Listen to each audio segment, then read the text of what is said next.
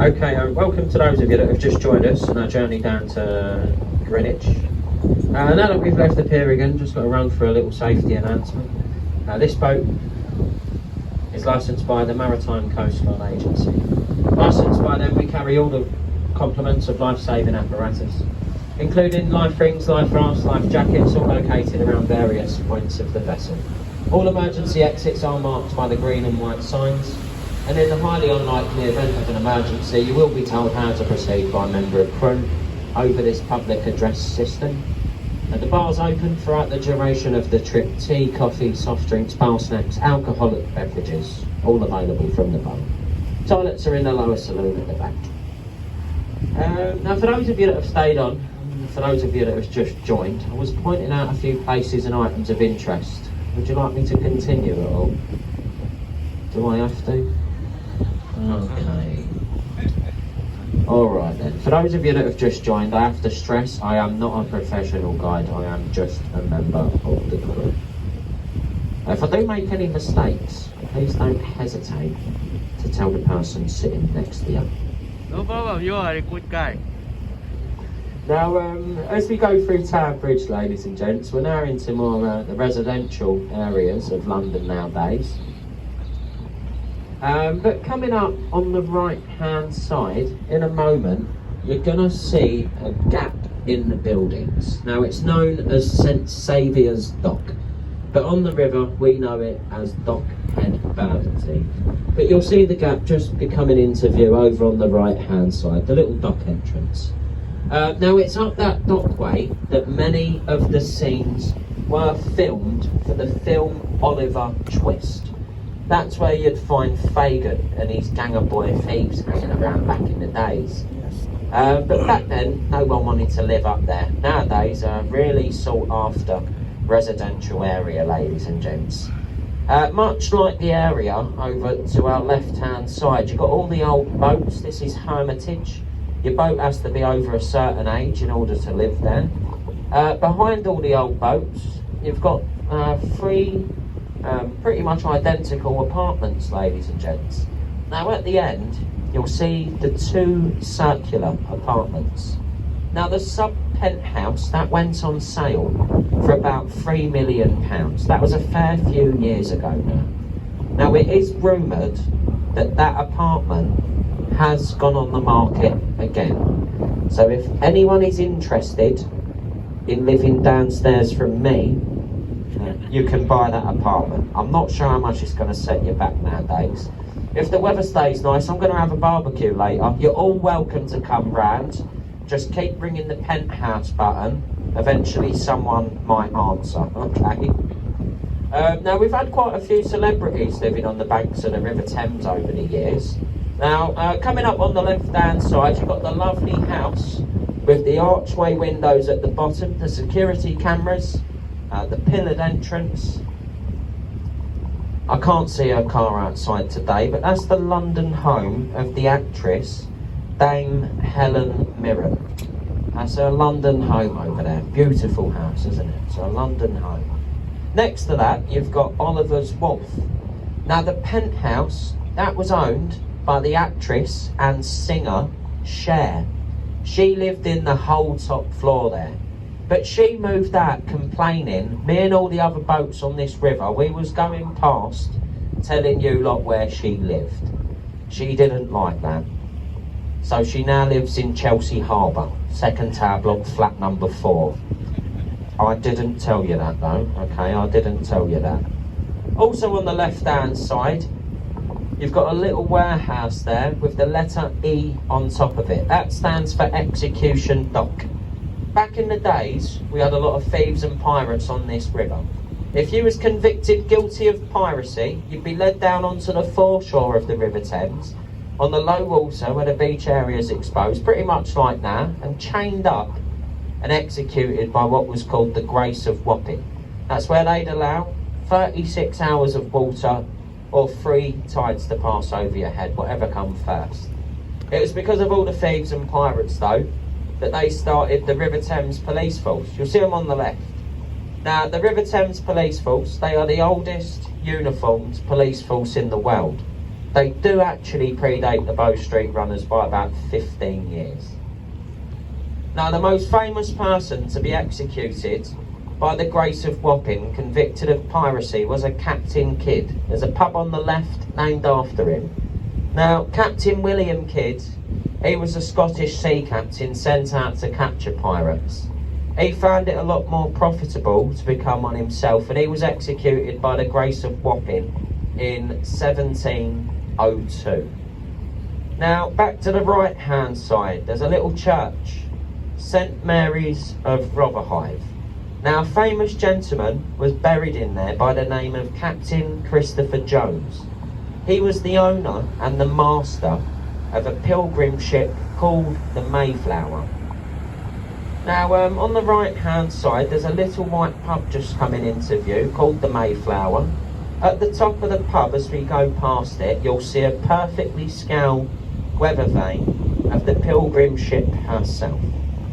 Now, the Mayflower actually set sail from Rotherhithe, over there on the right hand side, the banks of Rotherhithe. Now, as we come down the river as well, you might notice the word wolf quite a bit on a few of the buildings. You've got Brandrum's Wolf, Gun Wolf, New Crane Wolf, Metropolitan Wolf. I've got two explanations for what the word wolf means, okay? The first one is it derives from a Dutch word called werf. Stands for outside place of work. The second one is an acronym which stands for warehouse at riverfront. I didn't make that up. I actually read that somewhere, believe it or not, but I'll let you decide which one you find a bit more better. Now, coming up on the right hand side, there's a small circular building. It's orange with green ironwork windows. It's completely unique. It's one of a kind. Never seen nothing like it before. Never seen nothing like it again. It is my favourite building. I do like to point it out just because it looks really unusual. That's my favourite building, that is. Okay. To the left hand side, there's a little white pub next to a willow tree. It's called the Prospect of Whitby. It's been there since the 1520s. In the 16 and 1700s, that pub was a favoured hangout for the Royal Naval press gangs. It had a nickname of the Devil's Punch Bowl. What would happen is you'd be lured into that pub with promise of cheap beer. After a few too many drinks, you'd stumble out of the pub, get whacked round the back of the head with a large lump of wood. A couple of hours later, you'd wake up on a boat at sea. You'd just been press ganged into the Royal Navy. Simple as that in those days. If you want to know your modern day equivalent, that's your local Wetherspoons. Lots of cheap beer, lots of wax over the head, but you lot generally won't wake up on a boat unless you're me. Quite often I find myself here after going to the pub the night before. To the left hand side, you've got a small circular building. It's orange with green ironwork windows. It's completely unique, one of a kind. Never seen nothing like it before, never seen nothing like it again. It is my fact though, that and the one we passed, they're just ventilation shafts for the Rotherhithe Road tunnel. Staying to the left hand side, all these orange apartments, these are the latest display from the Lego toy manufacturers. No, they're just all cleverly designed apartments. They all have their own personal and unique riverside views. Now, the area to our left-hand side, it's known as Free Trade Wharf. Now, this area gets its name from when London used to trade with the during the plague of London. That's where this area gets its name from. Now, during the plague, ladies and gents, not many people would like to trade with London for fear of catching it and taking it back to their own countries. The only people that would was the Dutch. They go to that wharf back on the left there to unload food for starving Londoners. And they say starvation actually killed more people than the plague did. So the Dutch, they was given free trade into the port of London. They didn't have to pay any port taxes, any port levies, and we believe that's where the saying Dutch courage comes from as well. That's Free Trade Wharf. I'll give you a few facts and details about the River Thames, okay? The river we're travelling on today. Now this river is 215 miles long. It's quite a clean river, at least a clean one that passes through a major capital city. It's got a mud base. It's got a fast flowing tide over the top of it, so it constantly churns the mud up. So if you have a look in the river water, you'll see like a muddy, murky effect. It's the mud base and it gets churned up.